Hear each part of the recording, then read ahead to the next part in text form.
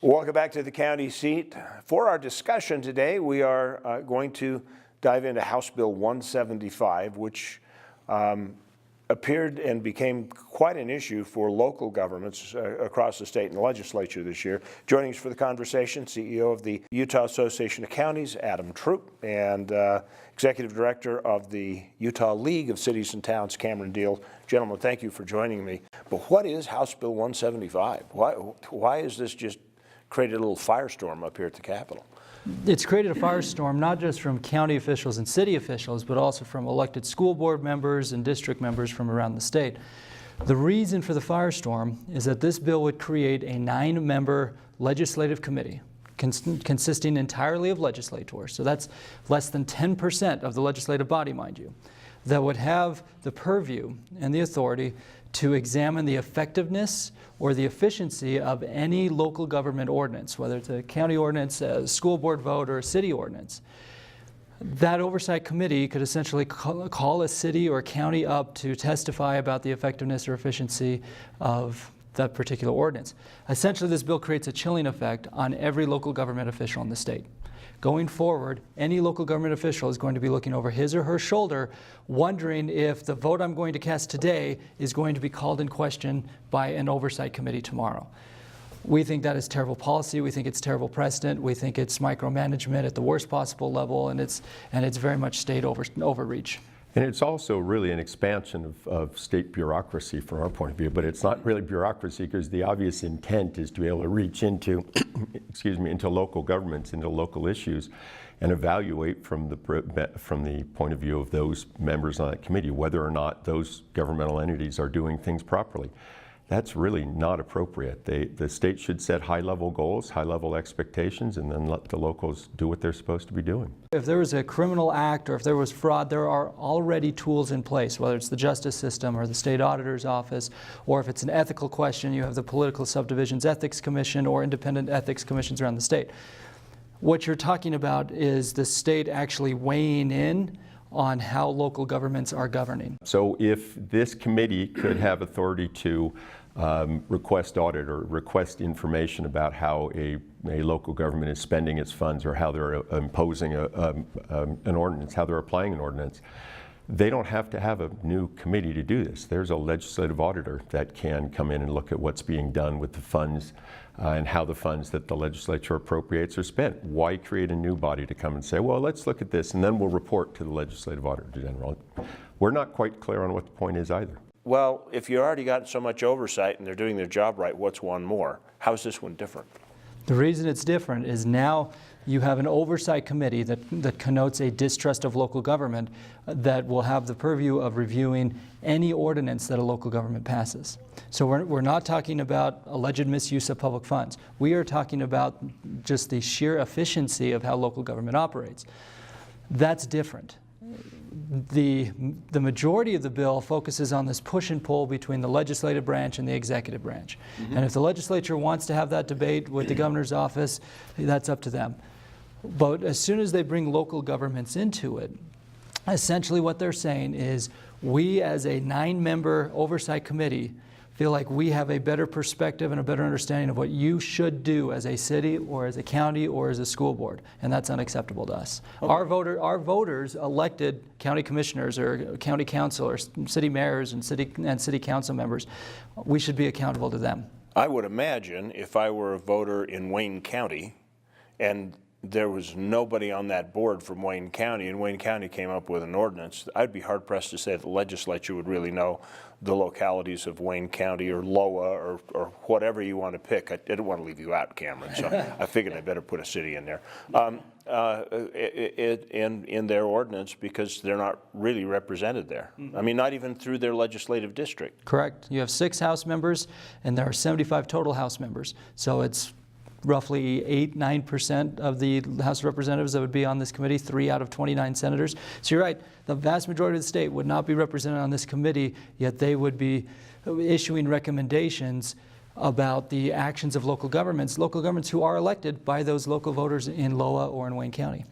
Well, so do you have the ability, I mean, does this organization have the ability to actually tell cities, we don't think your ordinance is a good ordinance and you need to change it?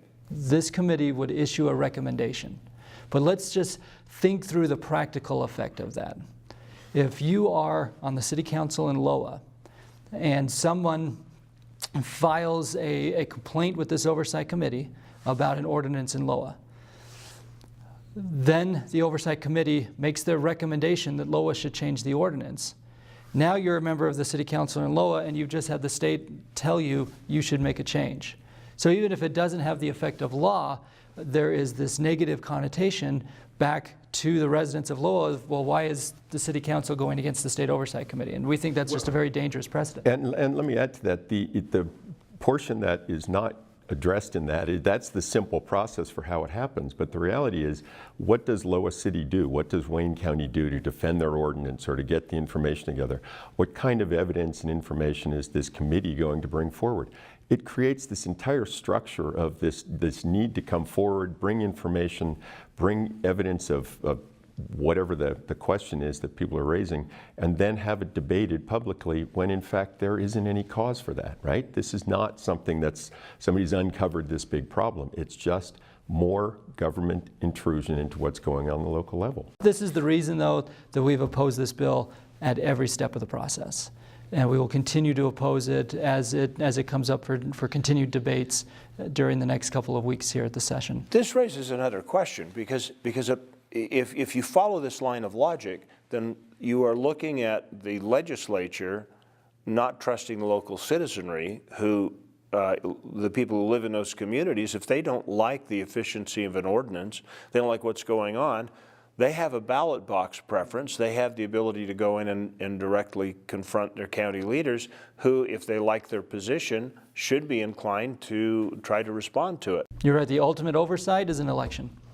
What if you had an opposing point of view? Say one of the standing committees in their oversight function makes a recommendation one way and this one makes a recommendation the opposite way. Then what would happen?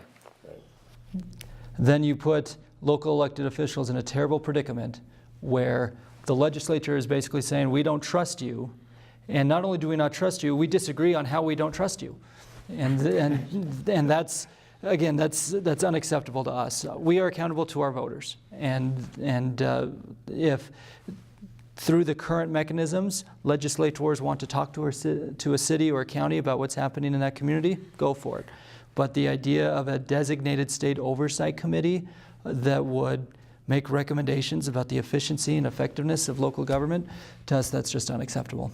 But a committee will only look at things that deal with the issues that they create legislation on when they do oversight. And if they've passed a bill that has specifically to do with water conservancy districts, they will only look at things with water conservancy districts instead of wherever they want. And they will have a process during the interim to do that, right? They have a set number of meetings. They have a subject to Open Meetings Act. People know what the agendas are.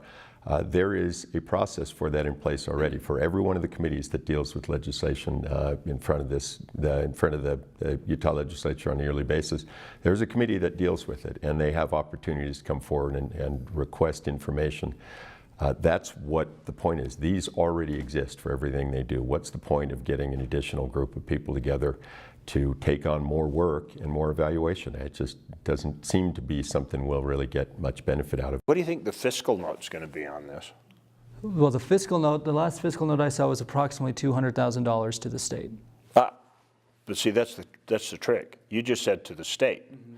So $200,000 to the state, but if you're in San Juan County and all of a sudden you have to make 10 or 20 trips, has anybody tried to calculate what that cost would be to the local communities? We're always asked for what the local government impact would be, fiscal impact would be. It's very difficult to tell in most instances. I don't think we can even hazard a guess in this that would be anywhere close to what the real number is. The difficulty is you can see what the burden will be of any of these things that take place. And again, since we don't know the scope of what's being done, we really do have a question about how often this would happen in any one instance. Is this thing just able to pop its head up at any point that it feels like it, and they call each other and say, let's get together and let's look at Washington County's water conservancy project or something? Under the current version of the bill, they could initiate a process in order to issue their recommendation. They also will respond to requests. And so, for example, the bill in the third substitute says that a political subdivision upon request can ask for a hearing and ask for a recommendation, which, to the point you were making earlier of maybe a council member who ran for mayor and lost and then doesn't like what the mayor is currently doing, this becomes a political weapon in that community because the individual can constantly be threatening to come ask for a recommendation and start that process. So the question is, they could meet weekly, they could meet annually, who knows? But that's, again, part of our concern about the scope of this potential oversight body. Do you think there's enough steam behind whoever's initiating this that it could resurface itself in coming years? Or do you think if it falls by the wayside, as you guys are hoping, that it will be interred and not exhumed for further analysis? Adam, do you have your crystal ball? I do not. I don't have my crystal ball, but again, we come back to the same problem. We're not entirely sure what this is trying to address, what specific issues it's trying to address. So if those issues still exist in the minds of the people who are pushing the bill forward now, then yes, it'll be back. What do you do from here? What's the best solution? I'll say I think the best solution is for the bill to just disappear. We've looked at it. It's in the third substitute to this point, and it really is not getting any better. It's still way too broad, still essentially has the same problems it had in the first version.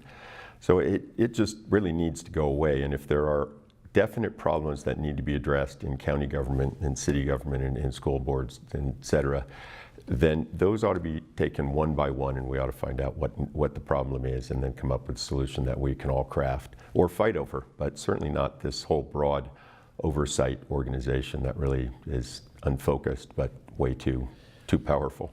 We've been working hard collectively with our organizations as well as the School Boards Association and Association of Special Districts to educate legislators that there is not a need for this bill, that this bill is a quote-unquote solution in search of a problem. And so even if the bill doesn't go anywhere this year, we're hoping that our educational efforts will ensure that it doesn't come back in future years either. Okay, so what do people need to do? I mean, there are people watching the show, they just got the point, they went, oh, wow, okay, I hadn't thought about it. I better do something because this sounds like a real Pandora's box. What do they do? Well, I guess I would say that the main thing to do is be aware of what the conditions are and who the people are involved in your local government, whether it's from our perspective, the city or the town or the county. Be aware of who those people are, be aware of what the issues are, and be an informed voter. And the reason I say that is if people are connected to what's going on in their community and in their political subdivision, whatever it is, then they'll have an idea about whether or not that work is being done well, whether people are applying ordinances well, whether they're spending money well, whatever those issues that they're concerned about are. Be aware who those people are. They're all close to you and they're all local. It doesn't matter whether you're in Salt Lake City or if you're in Panguitch. They're all close to you. And I think the issue is be aware of that and be in contact. How many groups do you have supporting this, your position on this right now? All of the organizations that represent local elected officials are united in opposition to the bill. So that's the Utah Association of Counties, the League of Cities and Towns, the Association of Special Districts, and the School Boards Association.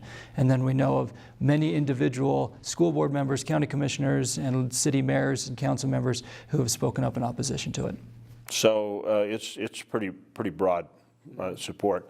If this thing is still alive at the point this show airs, which will be 3 days from the time we're sitting here talking about it, and people have a chance to respond, what should they do? We request that you, in fact, not just request, we urge you to contact your senators. The bill may be heard by the House of Representatives in the next couple of days, so contact your House representative about your concerns on SB 175, but then certainly urge senators to oppose it if the bill gets over to the Senate. Okay, gentlemen, thanks for joining us today. Appreciate your taking the time. I know you're very busy. In fact, you're like 7 minutes overdue to your next meeting, so no worries. We'll excuse you. We will be back. We're going to take a personal look at oversight and kind of get a feel for what it looks like on the county seat.